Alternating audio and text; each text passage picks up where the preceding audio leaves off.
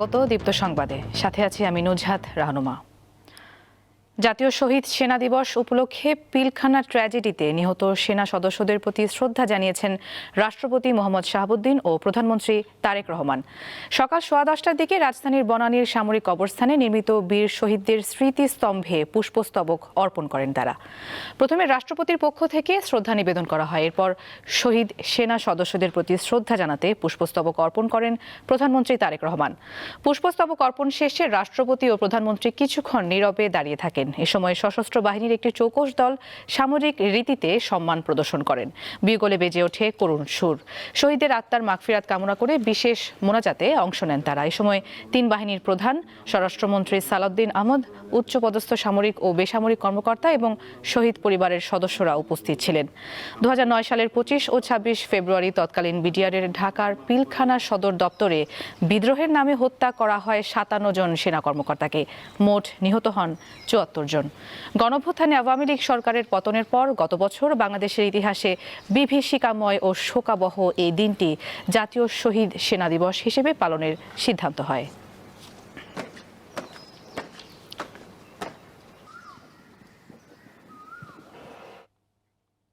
ত্রয়োদশ জাতীয় সংসদ নির্বাচনে নাটোর 1 আসনে দাঁড়িপাল্লার প্রার্থীকে হারিয়ে জয়ী হয়েছেন বিএনপির প্রার্থী ফারজানা শারমিন পুতুল। প্রথমবার সংসদ সদস্য নির্বাচিত হওয়ার পরই প্রতিমন্ত্রীর দায়িত্ব পেয়েছেন তিনি। নাটোর 1 আসন থেকে 4 বার সংসদ সদস্য নির্বাচিত হন বিএনপি নেতা প্রয়াত ফজলুর রহমান পটল। 3 বার ছিলেন মন্ত্রিসভার সদস্য। তার কন্যা ফারজানা শারমিন পুতুল এবার প্রথমবার সংসদ সদস্য নির্বাচিত হয়েছেন। পেশায় তিনি আইনজীবী, তবে রাজনীতিতে হাতে খড়ি বাবার হাত ধরেই। ত্রয়োদশ জাতীয় সংসদ নির্বাচনে নাটোর লালপুর বাগাতিপাড়া আসনে জামায়াত ইসলামের প্রার্থীকে বিশাল ব্যবধানে হারিয়েছেন ফারজানা পুতুল। বাংলাদেশ সুপ্রিম কোর্টের এই আইনজীবী পেয়েছেন নারী ও শিশু বিষয়ক মন্ত্রণালয় ও সমাজ কল্যাণ মন্ত্রণালয়ের প্রতিমন্ত্রীর দায়িত্ব। ঢাকা বিশ্ববিদ্যালয় থেকে আইন বিষয়ে স্নাতক ও স্নাতকোত্তর ডিগ্রি লাভের পর লন্ডনের বিপিপি ইউনিভার্সিটি থেকেও আইনে স্নাতকোত্তর ডিগ্রি অর্জন করেন ফারজানা শারমিন পুতুল। সে আমাদের নারী ও শিশু মন্ত্রণালয়ে কাজ করবে। সে আমাদেরকে দেশের জন্য কাজ করে শিশুদেরকে এগিয়ে নিয়ে যাবে, নারীদেরকে এগিয়ে নিয়ে যাবে। তিনি যেমন মন্ত্রী হয়েছেন, ভালোভাবে কাজ করবেন, দেখে শুনে রাখবেন, এটাই আমাদের জনগণের প্রত্যাশা। লালপুর বাগাতিপাড়ার মানুষজন তার উপরে ভরসা রাখি, সে আমাদের লালপুর বাগাতিপাড়ার উন্নয়ন করবে এবং নারী পুরুষ সকলের কর্মসংস্থান তৈরি করবে। 2টা মন্ত্রণালয়ের প্রতিমন্ত্রীর দায়িত্বে তিনি আছেন। আশা করব তার বাপের যে উন্নয়নের অবশিষ্ট অংশ সম্পূর্ণ করে এই লালপুর বাগাতিপাড়াকে তিনি উন্নয়নের শিখরে আহরিত করবেন এবং আমাদের প্রত্যাশা পূরণে তিনি সচেষ্ট থাকবেন। ফারজানা শারমিন পুতুলের জন্ম 1984 সালের 2 নভেম্বর নাটোরের লালপুর উপজেলার গৌরীপুর গ্রামে। বিএনপির বৈদেশিক বিষয়ক উপদেষ্টা কমিটি, মানবাধিকার কমিটি ও মিডিয়া সেল কমিটির সদস্য হিসেবে দায়িত্ব পালন করেছেন তিনি। আফরিদ হাসান, দীপ্ত বার্তাকক্ষ। কিশোরগঞ্জের অষ্টগ্রামে আগুনে পুড়ে গেছে 2টি বসতঘর। এ সময় নানার সাথে ঘুমন্ত অবস্থায় গুরুতর দগ্ধ হয়েছে তৌহিদুল ইসলাম নামে 8 বছরের এক শিশু। তার অবস্থা আশঙ্কাজনক। গতরাতে অষ্টগ্রাম উপজেলার দেওঘর ইউনিয়নের আলীনগর গ্রামে এই অগ্নিকাণ্ডের ঘটনা ঘটে। বৈদ্যুতিক শর্ট সার্কিট থেকে আগুনের সূত্রপাত বলে প্রাথমিকভাবে ধারণা করছে ফায়ার সার্ভিস। এদিকে লক্ষ্মীপুর সদর উপজেলা কামারহাট বাজারে মঙ্গলবার রাতে আগুন লেগে কমপক্ষে 30টি দোকান পুড়ে গেছে। ফায়ার সার্ভিসের 3টি ইউনিট দীর্ঘ 2 ঘন্টার চেষ্টায় আগুন নিয়ন্ত্রণে আনে।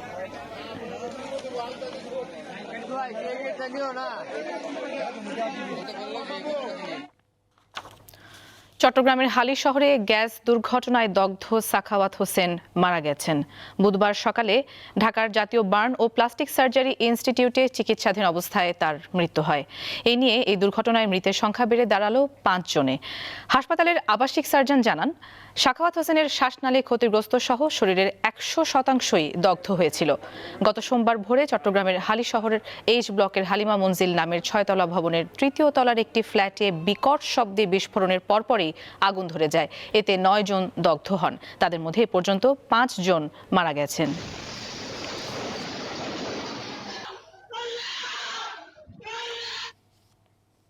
আশুলিয়ায় জাহানারা খাতুন জান্নাতি নামে এক পোশাক শ্রমিককে শ্বাসরোধে হত্যার ঘটনায় তার স্বামী হাবিবুর রহমান অনিককে গ্রেফতার করেছে পুলিশ।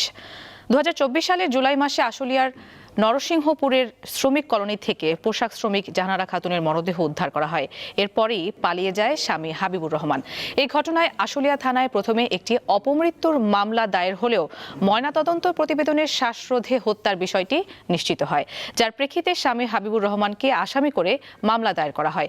1.5 বছর পর মঙ্গলবার রাতে অনেককে গ্রেফতার করে পুলিশ।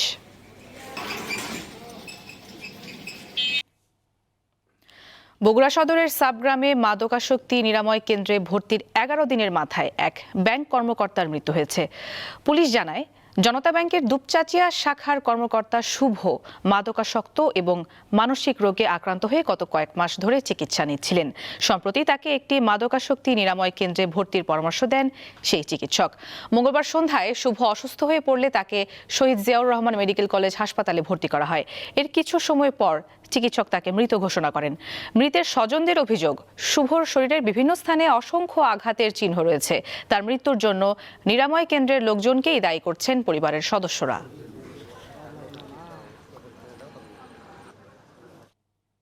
বেশ কয়েকবার তারিখ পরিবর্তনের পর অবশেষে 26 ফেব্রুয়ারি শুরু হচ্ছে অমর একুশে বইমেলা। ওই দিন বেলা 2টায় মেলা উদ্বোধন করবেন প্রধানমন্ত্রী তারেক রহমান। পবিত্র রমজান ও ঈদ উল ফিতর উপলক্ষে এবার মেলা হবে মাত্র 18 দিন।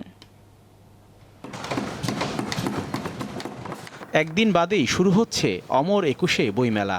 তাই স্টলের দেয়ালে বইয়ের প্রচ্ছদের ছবি আঁকতে ব্যস্ত স্নাতক শিক্ষার্থী নিদ্রা। পাঠকদের আকৃষ্ট করতে সাজসজ্জায় কমতি রাখছেন না একটুও। আমি এখানকার হলো আমাদের একটি বই প্রকাশকের, ওনার যে কাবেরী বইটা ওই বইয়েরই প্রচ্ছদটা আঁকছি, শেষ সময়ের কাজ চলছে। নানা নাটকীয়তার পর বৃহস্পতিবার শুরু হতে যাচ্ছে এবারের বইমেলা। প্রতিপাদ্য বহুমাত্রিক বাংলাদেশ, প্রস্তুতি চলছে জোরে সোরে। সবাই বইমেলায় উপলক্ষে যে স্টল বানানোর যে একটা স্টলে সাজানোর যে একটা প্রক্রিয়া থাকে, সেটা এবার একটু কম। যেমন অনেকে বোর্ড দিয়ে স্টল বানাতো, এবার সবাই কাপড় এবং অন্যান্য পিভিসি ব্যানার দিয়ে বই স্টল বানাচ্ছে। মঙ্গলবার দুপুরে বাংলা একাডেমিতে সংবাদ সম্মেলনে সার্বিক পরিস্থিতি তুলে ধরা হয়। বাংলা একাডেমি এবং মেলায় অংশগ্রহণকারী অন্যান্য প্রতিষ্ঠান 25% কমিশনে বই বিক্রি করবে। সরকারি প্রতিষ্ঠানসমূহ তাদের নির্ধারিত কমিশনে বই বিক্রি করবে। বাংলা একাডেমির মহাপরিচালক জানান, নানা প্রতিকূলতা পেরিয়ে শেষ পর্যন্ত হচ্ছে বইমেলা।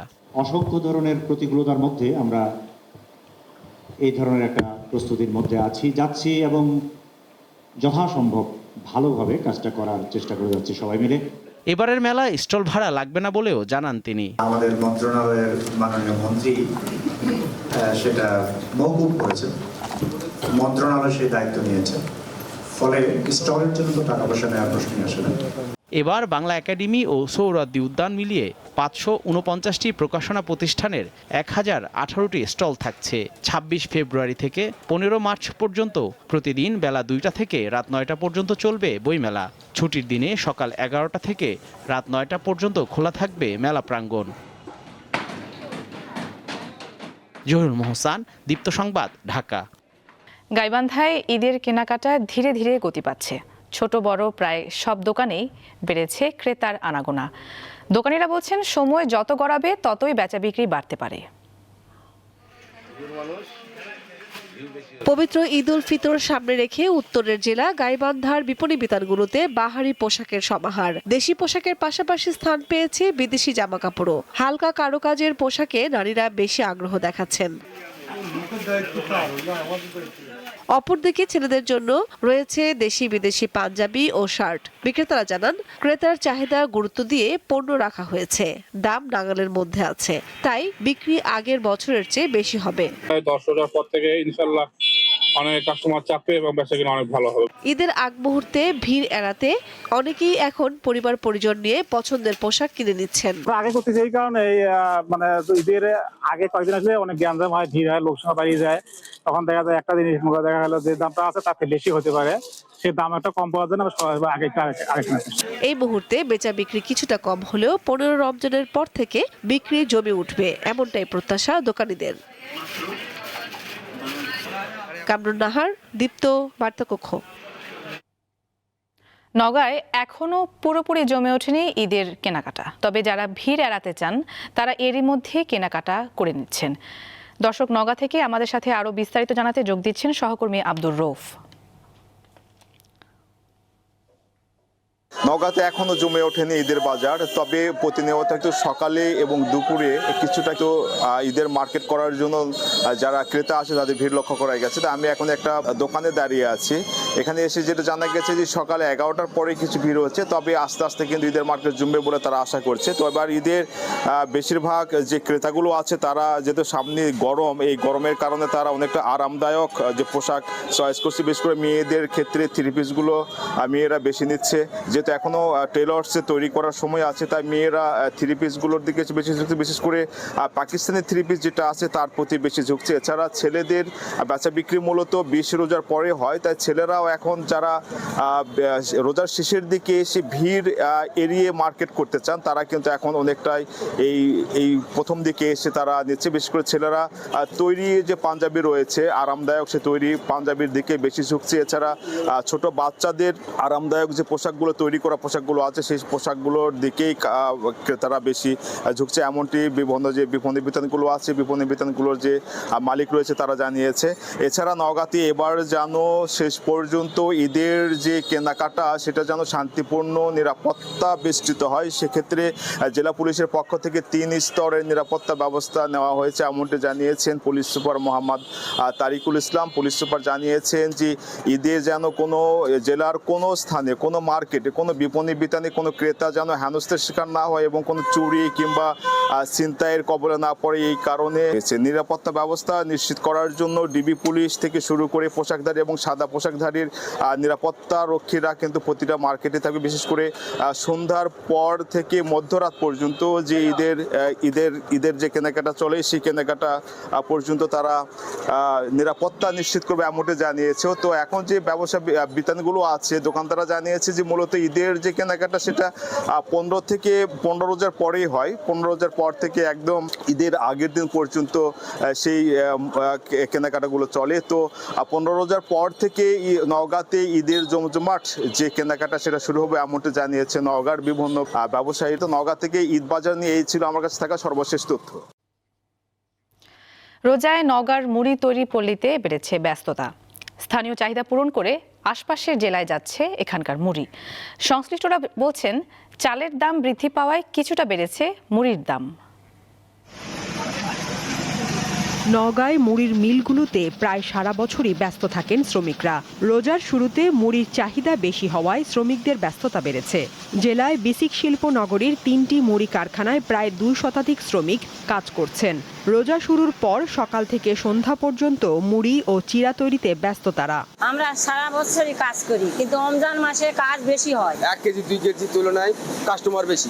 মুড়ি নিয়ে গেলে দোকানে বেচা কিনাও বেশি হয়। সপ্তাহে আগে 50 কেজি লাগতো, এখন 200 কেজি লাগে। বর্তমানে বাজারে খোলা মুড়ি কেজি প্রতি পাইকারি দাম 65 টাকা আর প্যাকেটজাত মুড়ি বিক্রি হচ্ছে 90 টাকায়। এদিকে যান্ত্রিক যুগে হারিয়ে যেতে বসেছে হাতে ভাজা মুড়ি। মিলারদের সাথে প্রতিযোগিতায় টিকতে না পেরে অনেকেই এই পেশা ছাড়ছেন। কারণ মেল নামেছে, মেলে সবকিছু হয়, আমরা সেই পাই না, তো মজুরি পাই না। কাজ ঠিকই করি কিন্তু মজুরি পাই না। রমজানে মুড়ির চাহিদার সাথে উৎপাদনও বৃদ্ধি পেয়েছে।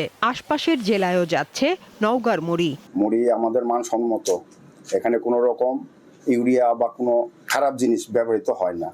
আমরা সবসময় মানুষকে ভালো দেওয়ার চেষ্টা করি। স্বাস্থ্যসম্মত পরিবেশে মুড়ি তৈরি নিশ্চিত করতে সজাগ রয়েছে বিসিক কর্তৃপক্ষ। সবসময় আমরাও নিজেরাও ভিজিট করেছি বিভিন্ন কারখানায়, যে তাদের এই উৎপাদন প্রক্রিয়া বিভিন্ন একদম চাউল কেনা থেকে শুরু করে একদম প্যাকেজিং পর্যন্ত তারা নিরাপদ পর্যায়ে কিন্তু এই মুড়িটা উৎপাদন করে। রমজানে প্রায় 500 মেট্রিক টন মুড়ির চাহিদা রয়েছে বলে জানান সংশ্লিষ্টরা। সাদিয়া চৌধুরী, দীপ্ত, বার্তা কক্ষ। বাংলাদেশে প্রথমবারের মতো ফুটবল বিশ্ব চ্যাম্পিয়ন আর্জেন্টিনার ফ্যান জার্সি উন্মোচন করল ওয়ালটন। আর্জেন্টাইন ফুটবল অ্যাসোসিয়েশনের সঙ্গে চুক্তি স্বাক্ষরের মাধ্যমে এই প্রক্রিয়ায় যুক্ত হয়েছে দেশীয় এই প্রতিষ্ঠানটি। দেশজুড়ে ওয়ালটনের ক্রেতা ও শুভাকাঙ্ক্ষীরা আর্জেন্টিনার এই ফ্যান জার্সি পাবেন। রাজধানীর ওয়ালটন কর্পোরেট অফিসে সোমবার আর্জেন্টিনা ফ্যান জার্সির উন্মোচন করা হয়। অনুষ্ঠানের প্রধান অতিথি ছিলেন ঢাকায় নিযুক্ত আর্জেন্টিনার রাষ্ট্রদূত মার্সেলো কার্লোস সেসা। অন্যদের মধ্যে আরও উপস্থিত ছিলেন ওয়ালটন হাইটেক ইন্ডাস্ট্রিজ পিএলসির chairman S M. Shamsul Alam, managing director S M. Mahbubul Alam এবং পরিচালক Sabiha Zarin Aruna.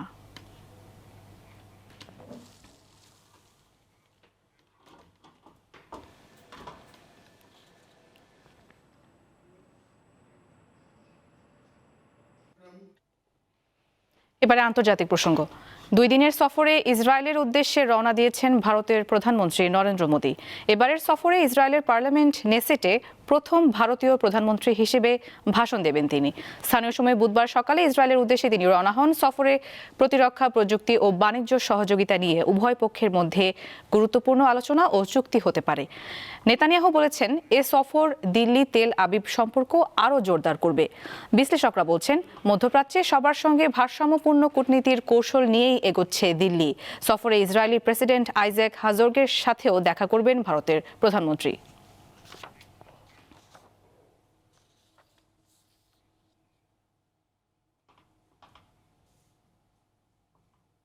State of the union ভাষণে নিজের 1 বছরের অর্জনকে এক যুগের সেরা পরিবর্তন হিসেবে দাবি করেছেন যুক্তরাষ্ট্রের প্রেসিডেন্ট ডোনাল্ড ট্রাম্প।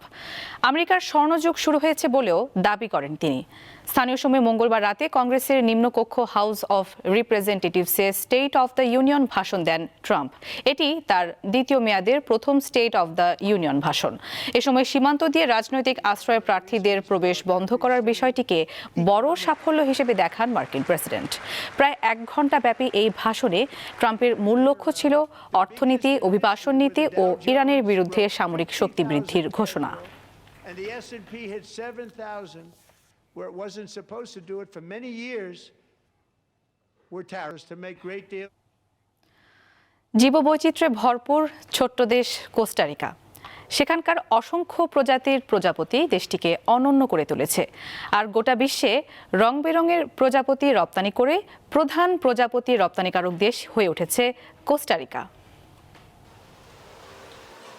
আকারে ছোট হলেও জীববৈচিত্র্যের দিক থেকে সত্যি বিস্ময়কর মধ্য আমেরিকার দেশ কোস্টারিকা। দেশটিতে রয়েছে প্রায় 15,000 প্রজাতির প্রজাপতি। রাজধানী সান জোসে অবস্থিত বাটারফ্লাই কিংডম খামারটিতে রং বেরঙের নানা ধরনের প্রজাপতি প্রদর্শন করা হয়। এই খামারে নানা জাতের প্রজাপতি প্রজননের পাশাপাশি বিভিন্ন দেশে রপ্তানিও করা হয়। বিশেষ করে অনন্য সৌন্দর্যের অধিকারী ব্লু মরফো জাতের প্রজাপতির জন্য এই খামারটি সুপরিচিত। কোস্টারিকা বিশ্বের শীর্ষস্থানীয় প্রজাপতি রপ্তানিকারক দেশ। এখানের প্রজাপতিগুলো বৈচিত্র্যময় এবং খুব সুন্দর। মূলত যুক্তরাষ্ট্র, রাশিয়া ও ইউরোপের বিভিন্ন বোটানিক্যাল গার্ডেন ও প্রজাপতি সংগ্রহশালা আমাদের প্রধান ক্রেতা। ডিম থেকে শুঁয়োপোকা, এরপর গুটি এবং শেষে প্রজাপতি। এভাবেই প্রজনন সম্পন্ন হয় প্রজাপতির। গ্রামীণ পরিবারগুলো বিভিন্ন প্রজাতি লালন পালন করে এবং প্রজাপতির গুটি রাজধানীতে পাঠায়। এরপর রপ্তানিকারকরা অন্যান্য দেশে গুটিগুলো রপ্তানি করে।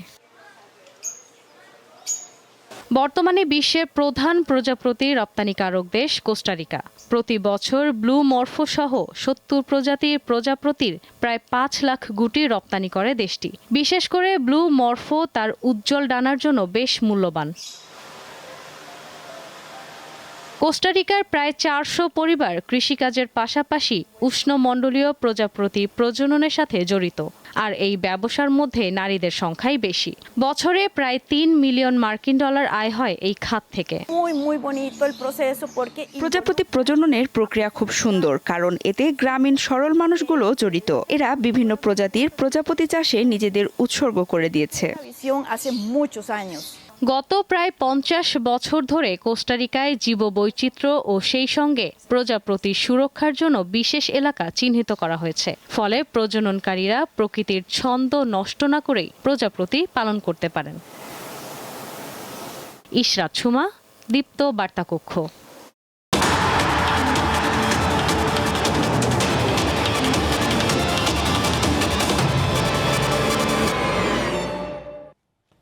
খেলার খবর।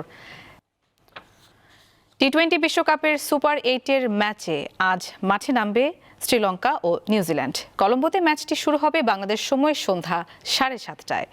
সুপার 8-এ 2 দলেরই এটি দ্বিতীয় ম্যাচ। নিজেদের প্রথম ম্যাচে স্বাগতিক লঙ্কানরা হারলেও পয়েন্ট পেয়েছে নিউজিল্যান্ড। পাকিস্তানের বিপক্ষে ম্যাচটি পরিত্যক্ত হওয়ায় 1 পয়েন্ট পেয়ে সুবিধাজনক অবস্থানে রয়েছে কিউইরা।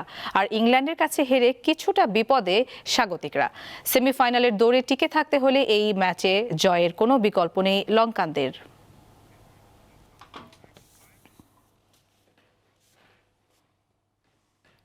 দর্শক, এই ছিল এখনকার মতো। আমাদের পরবর্তী সংবাদ বেলা 2টায় দেখার আমন্ত্রণ। এছাড়া আরও তথ্য পেতে চোখ রাখুন দীপ্ত ডিজিটাল প্ল্যাটফর্মগুলোতে। ধন্যবাদ সবাইকে।